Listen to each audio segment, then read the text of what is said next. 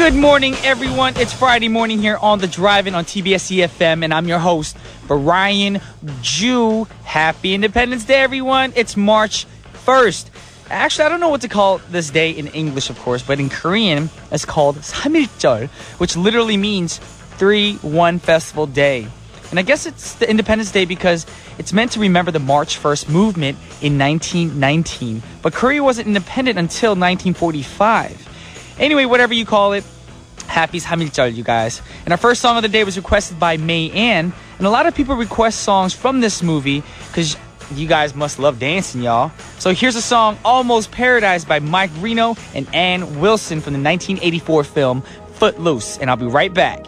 That was Almost Paradise by Mike Reno and Ann Wilson from the 1984 film Footloose. And welcome back to The Drive, and I'm your host, Brian Ju. And before we get into the show, of course, I want to remind you guys how to get in contact with us.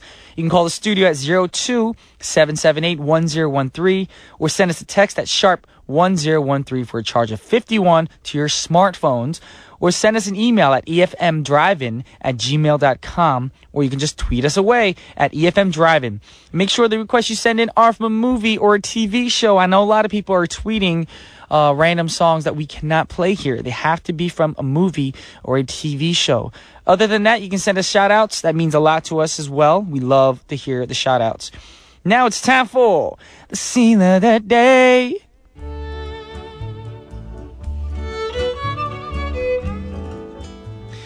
Now, way back in 1987, people seemed to be really concerned with how the future was going to be.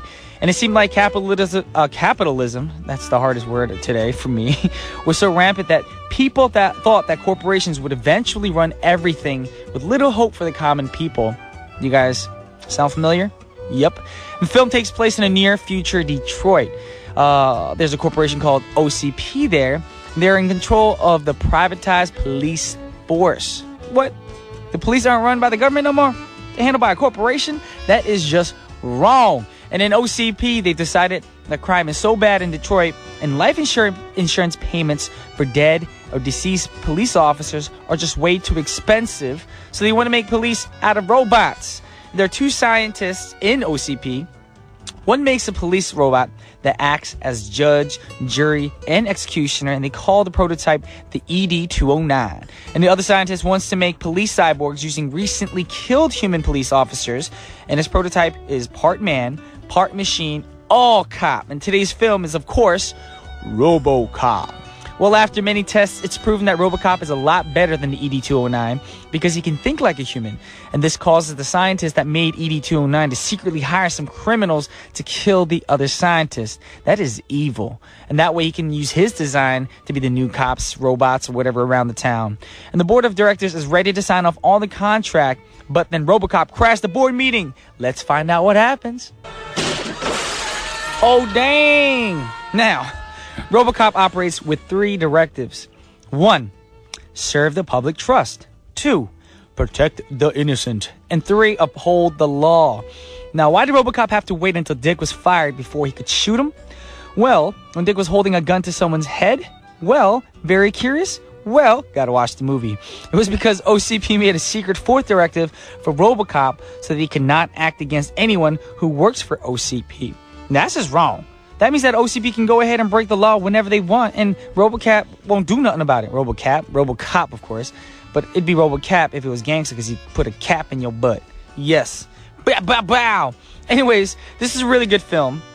When I was younger, I'm not sure if you watch it again right now if you think, oh, it's a great film. But when I was younger and this movie first came out, it was a great film.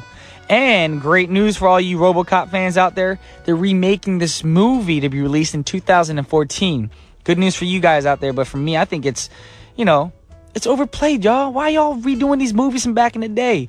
Be original. Come up with something new. Come on, y'all. Cast some directors and then get at your boy. Cast me for one of these movies. Just joking. Anyways, we're going to play a song from the movie right now. Here is the RoboCop theme. That was the RoboCop theme song. From the RoboCop movie, of course. Now, coming up on today's show, it's Friday, so that means Eugene will be joining me in the studio for the top 5 films playing right now. And for his second segment, Eugene usually does Now Playing Fridays, but it seems like a lot of the movies that are out right now are Korean films, so we're going to leave that for Jason B on Tuesday. And today, Eugene will be doing Sci Friday. So he's going to be going and reviewing a science fiction or fantasy film today. And that's going to be after intermission, so please stay tuned for that. And right now, we have a song request by Ahyun. It's from another dancing movie called Billy Elliot. And I know you guys, we've actually talked about Billy Elliot a few times because we get a lot of song requests from this film. And, you know, it's about a kid who has passion for dancing. He's not good at sports, so he finds his passion in dancing. And what you guys have to know is dancing is not for sissies or girly men. Dancing is actually very difficult, intricate. You know, you need a lot of strength, ability, flexibility, you know, and it's, you know, something that people shouldn't make fun of. If you're so good at sports, try dancing. And I betcha, for the majority of you guys, it's harder to dance than it is to play sports. So with that said, we're going to play Ahyun's request, and this is called Electricity from the Billy Elliot soundtrack. Can I just ask you? Once again, that was from Billy Elliot, and the song was called Electricity. Now, the final song of the first half of our show was requested from Nikki, and it is also from a Korean drama. Well, I'm not saying Billy Elliot's from a Korean drama, but I'm just saying since a lot of people love Korean dramas, and the drama is called Seonggyungwan Scandal. And this drama is set in this Seonggyungwan University in the late Joseon era during the reign of King Jeongjo, revolving around the exploits and love stories of 4 youths. Very interesting use of history and the love, of course. And the song is called 너에겐 이별, 나에겐 기다림 by Chaejung. And I'll be right back after intermission with Mr. Eugene. Welcome back to the drive-in, and now it's time for the top 5 movies in Korea with Eugene. Hey, how you doing, Eugene? I'm good. How are you? I'm doing great. It's Friday, and it's a holiday. Yes, it is. Happy Independence Declaration Day, I guess. Yes, happy Samiljeol. Yes. It's easier that way for me. It's really difficult sometimes to know what the holiday is, but I mean, you know, in Korean we call it Samiljeol, so it's Happy 3-1 Day. 3-1 Day. No, I wanted to say thank you for calling me Mr. Eugene. You know, you're respecting your elders. That's great. No, I'd have to call you Mr. Hwang then. I suppose so. You've been in Korea so long, you forgot it's the last name, not the first name you say Mr. No one calls me Mr. Brian. That's true. Yeah, but they just call you Brian on TV and everything, right? Yeah. Like I've noticed, like in Korean media, they don't call you with your family name at all. That'd be weird. Yeah. 안녕하세요, Jew. No. Brian Ju. Like they just say, "Oh, Brian 왔어요." Like they don't. Well, when I first started off, it's like Madonna. No one like Prince. No one uses their last names. I don't think Prince has a last name, does he? I mean, he does, but Prince is his stage name, I would think. Yes. All right. It is. It should be. Yes. Yeah, so your stage name is Brian. My stage name and my real name. I just I use Brian Jew in if English. I'm doing for interviews for the States or the UK or something, an English interview. I'm like, hey, what's up? This is Brian Jew. Right. Yes. That's pretty interesting. You know, language is funny in that way. But shall we get into the top 5? Yes, we shall. All right, let's start with number 5. 5. Wow, what kind of voice was that? That's my horror voice. Oh, your horror voice. Okay, well, that's good. Number 5 is called Delhi Safari. Okay. And this is up 38 spots this week. And has 3.3% of the viewing audience. Now, Delhi Safari is another one of those animated films that we keep talking about. They keep showing up in the top 5 because, you know, parents want to take their kids to see these films, so they'll be quiet, you know. So this one's interesting, though. It's not a Hollywood film. It's actually from India. Okay, so it's like a Bollywood animated film. Yeah, kind of.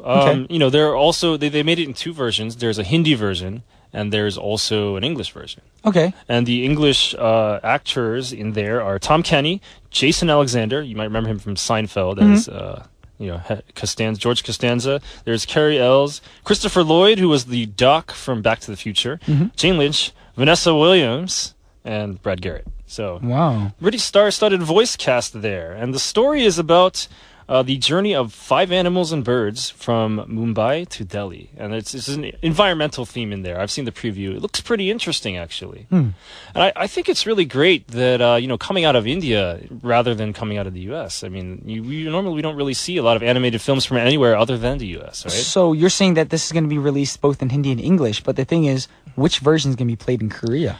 That's a good question. I would think probably the English one, and then there'd be subtitles. And then, of course, there's probably a Korean redubbed version also. Because whenever those movies came out, true. they come out both ways. They hired Korean celebrities to do it as well. Right. Yeah. But let's move on to number 4. Okay, this movie is called An Ethics Lesson, or you want me to do the Korean? Yes, because I'm not very good at reading that fast. 분노의 윤리학. Yes. And this has 4.3% of the audience, and it is a new film. So it didn't move any spots last week because it debuted this week. Now, the synopsis of this, it sounds pretty interesting. There's like a bunch of guys. So there's a bad guy, a cruel guy, a lame guy, a cowardly guy, and the meanest woman. And they're involved in this beautiful university student's murder case. Ooh. They're all involved. So the actors in here are Lee Jae-hoon, Jo Jin-woong, Kim Tae-hoon, Kwak Do-won, and Moon Seo-ri.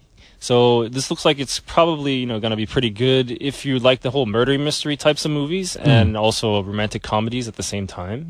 Wait, so this has romance in it while there's mystery? Well, you got the beautiful student who died, and then you got the meanest woman ever who is also beautiful, and then four dudes. So, I'm sure there's some kind of love angle going in there somewhere, right?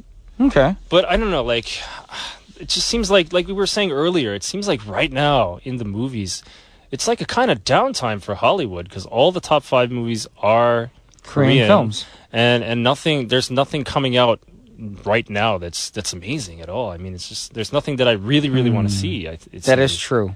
Right. So the only movies I want to see this year are coming out in like a month or two. Right. We got like Iron Man 3 and some horror films. I think the big time for movies is when all the students are out of school, like in the summer and then in the winter break. That's when all the big blockbusters come out. Every other time other than that, like when school just starts, people don't really go out to watch movies as much, I would say. Is there any movies that you're looking forward to though?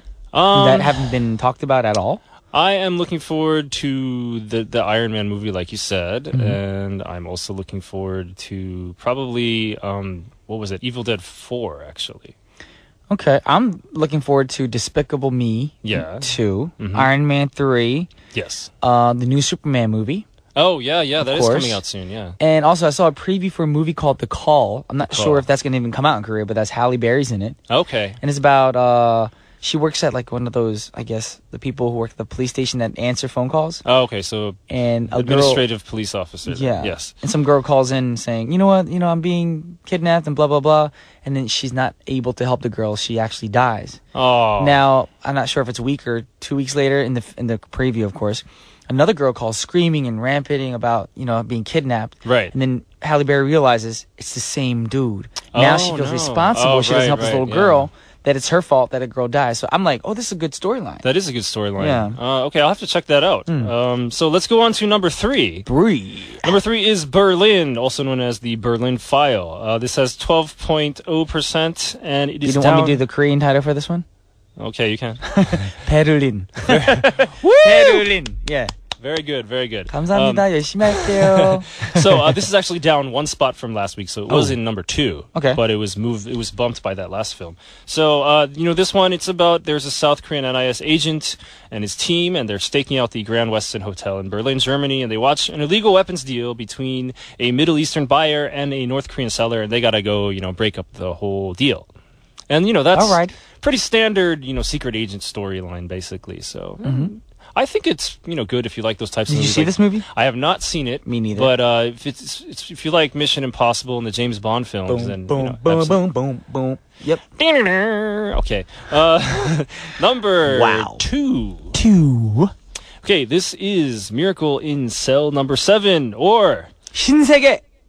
No, that's number 1. I was looking at the wrong one.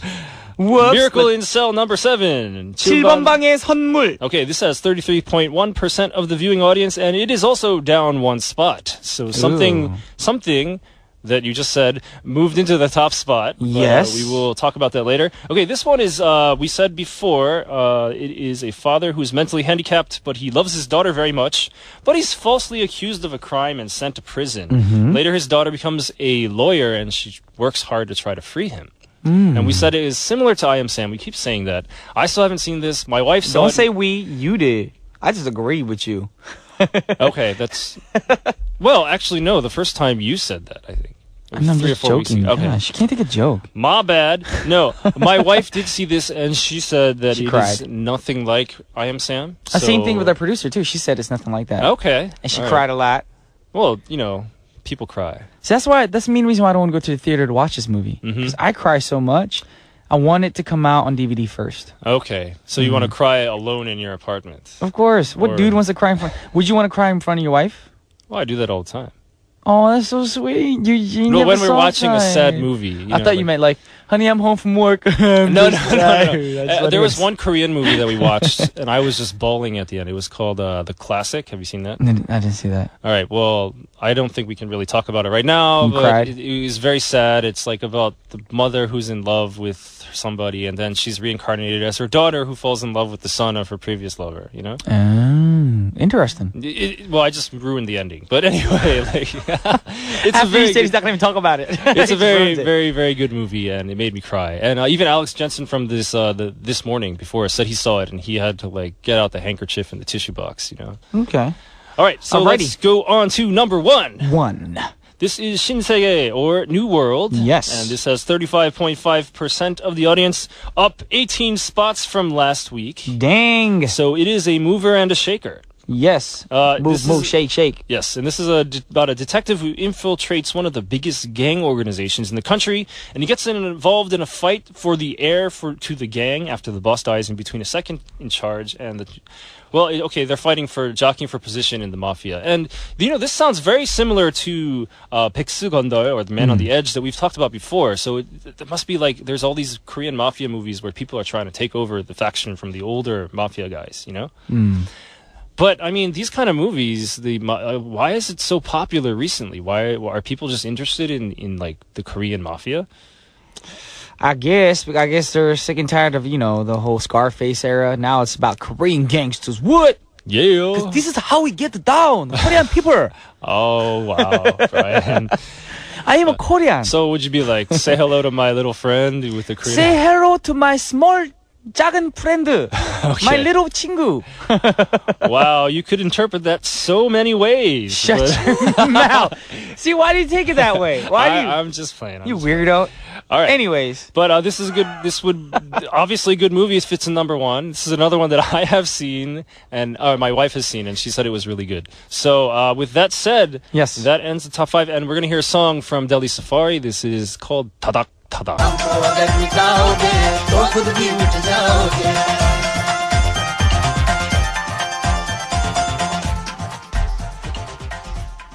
That was Dadak Dadak from the Delhi Safari movie. Yes, indeed. That is a very exciting song. I don't know wow, the lyrics. You speak Hindi.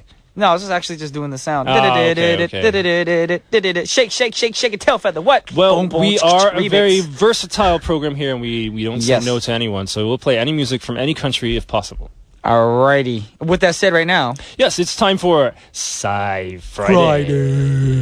Yes, Sci Friday. Now, again, the reason why we're doing Sci Friday today is because there's no new movies out. No new good Western movies out right now that we haven't already covered, and all the good Korean movies. Jason's going to cover them. So we're going to do Sci Friday, and today, science fiction is a type of genre, but I mean, that kind of correlates with fantasy and horror and everything. That'd be funny if people thought that you said Sci Friday. We're going to talk about Gangnam Style and Psy's life. Oh, Sci Friday. Get it? Yes. Opens Gangnam Style. That's very interesting.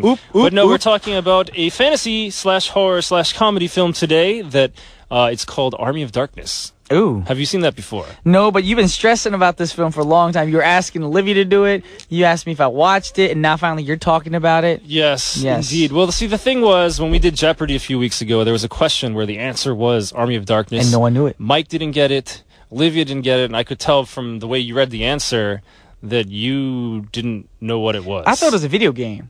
It sounds like a video game. Actually, it is a video game. But the video game is kind of based on the movie, I guess. Okay. Yeah. So this came out in 1992, and it stars Bruce Campbell, and it was directed by Sam Raimi. And Sam Raimi, of course, directed the Spider-Man films. And he also does some horror films, too. Yes, a lot of different horror films. Now, This is actually based on, it's the third film in the Evil Dead franchise. All right. Have you heard of Evil Dead? Yes. Okay, so there was Evil Dead 1, which was actually, he did that right out of college, and it was a really low-budget horror film with ridiculous special effects. And, it got good reviews at Sundance, so then he's like, well, I'm going to redo it. And he made Evil Dead 2, which is basically the same story, but with better special effects. Okay. Right?